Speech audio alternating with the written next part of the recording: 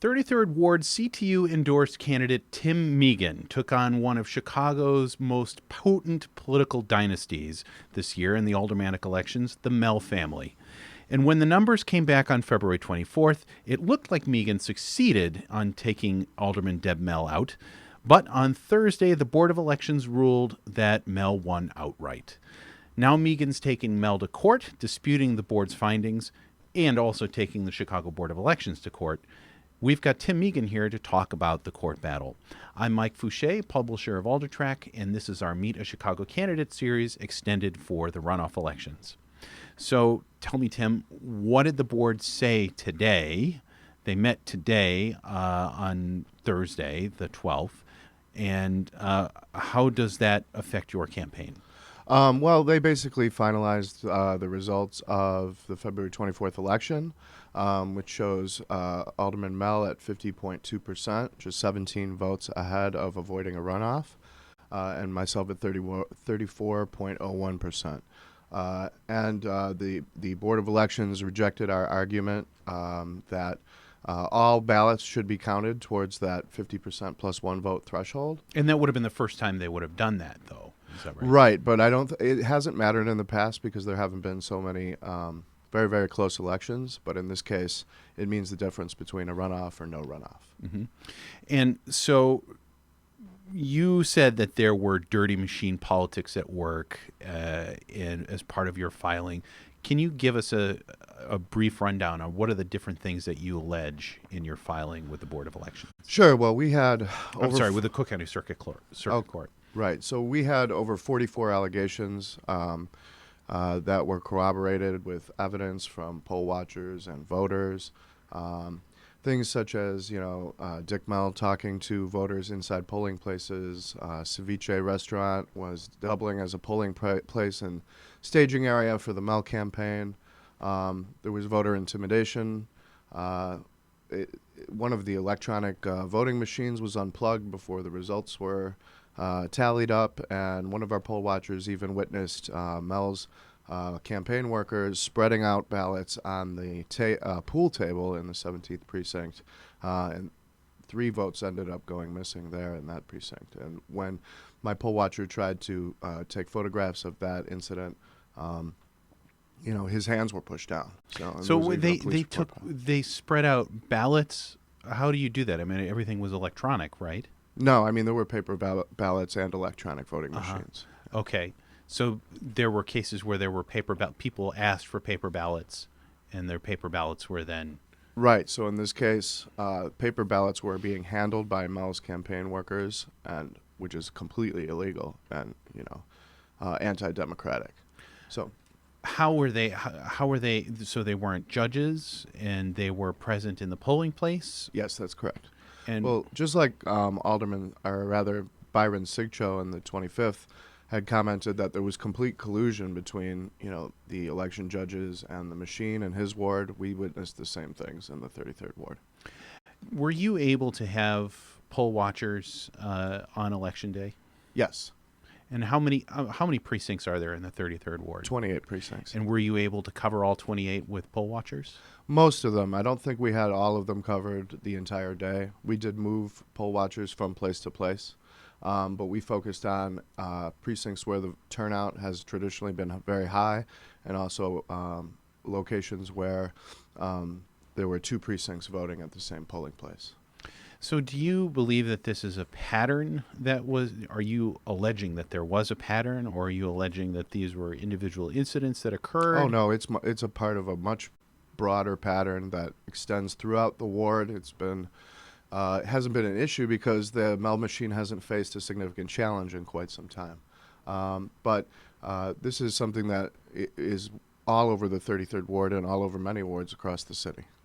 So do you believe that, or do you have evidence that there was instruction for people to commit fraud, or that there was planning to commit fraud?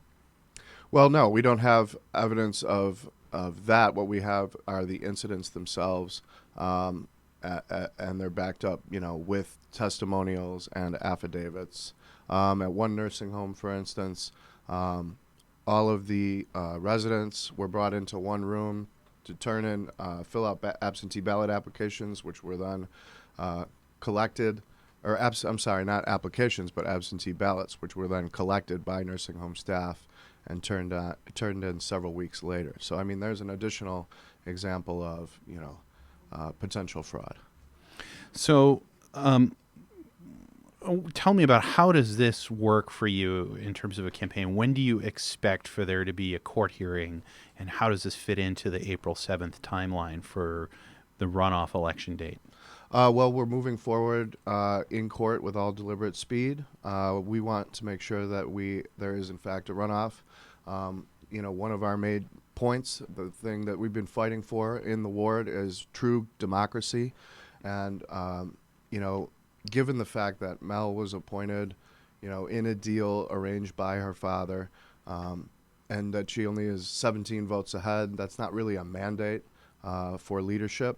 And we believe that justice will best be served within a runoff. But you don't have a date set yet for your first court hearing? No.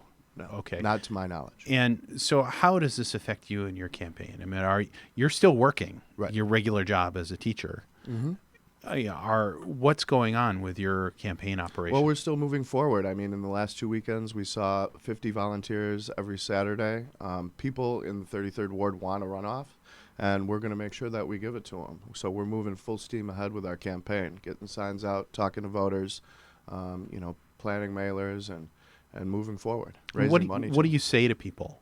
Well, that the runoff is on. Until further notice, the runoff is on. And our legal argument is that all ballots should be counted towards the 50%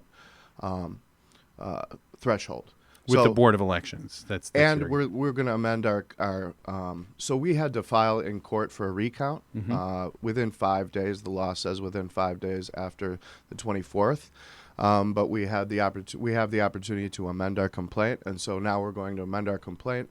Not that the voter fraud, voter disenfranchisement, and voter intimidation didn't occur, because it did, and it's important to talk about that. But the way that we're going to achieve getting this runoff in the ward as quickly as possible is through our argument that all ballots should be counted towards the 50% plus one threshold. So right now there's about 150 votes out there where people either undervoted, they didn't vote, they didn't choose any aldermanic candidate, or they overvoted, they chose multiple aldermanic candidates. And obviously those can't be counted towards an individual candidate's total, but it can and should be counted towards the total number of ballots cast in the ward. Typically, judges do not like to call for recounts because they don't like the idea of telling another branch of government that they did something wrong, and it calls into question the whole machinery of democracy. Mm-hmm. So typically, in my experience, when judges call for a recount, and then a new election, a provisional election is what you're asking for, right? I mean, rather than just a recount, you also want an additional election. No, we want to be included in the supplemental election. The so supplemental the election, yes. So that requires a pretty high bar of proof and evidence. Mm-hmm. How confident are you that you're going to be able to demonstrate that there are at least 18 fraudulent votes? Well, that's the thing. See, I'm confident we can prove that, but it would take so much time that we would go past the April 7th runoff date. And if we were to pursue it in court, then what the best case scenario for us would be a special election, runoff election, in May or June. So that's not what we want. What we're doing is amending our complaint. We're dropping the voter fraud issue, and instead making this argument that all ballots need to be counted. So, like, for instance, SB 7, which was a bill that was passed that, among other things, set up a 75% threshold for the teachers union to allow for a strike. It's 2 years ago. Yeah, mm-hmm. Alderman Mell voted for that. Well, that 75%... When she was a state representative. That's correct. That 75% is 75% of all eligible voting members. So if somebody... But that's a different standard. I mean, that's not for... Those are for a union election as opposed to a city municipal election, I mean, those are different rules. I mean, Well, local that's school council also have very different rules for elections, as well as city elections and state elections. right. So what I'm saying though is that there shouldn't be different standards. The standards should be consistent. So if I chose not to vote, or I was issued a ballot, but I did not make a choice, say in a strike vote, that would be still counted essentially as a vote against a strike. What we're saying is those 150 ballots where people either over or under voted, they're still making a choice. If somebody doesn't mark an aldermanic candidate, they're making a choice. They're saying none of the above. Or if they're marking multiple aldermanic candidates, they're saying all of the above. That's still a choice. It should be counted towards the 50% plus one threshold. So, what happens when April 7th arrives and the court has not made a decision? Well, that's what we're trying to avoid. What we're going to do is, we haven't quite decided what we're going to do. We want to get this resolved as quickly as possible, and so all voters, there's no confusion. All voters know that there's a runoff in the 33rd Ward on April 7th. We're going to get to court. We're going to see what our attorneys think, and then we're going to take it, week by week and make a determination, at regular points up until April 7th. But we do not intend to extend. We do not intend to pursue a special election after April 7th. Okay. Thank you very much for joining us, Tim. Oh, thank you for having me. You can learn more about the Tim Meegan recount effort and 18 other runoff elections by reading the Aldertrack email and subscribing at aldertrack.com, by listening to the series on Rivet Radio, or by subscribing to the series on YouTube. Thank you very much. More great stuff to come.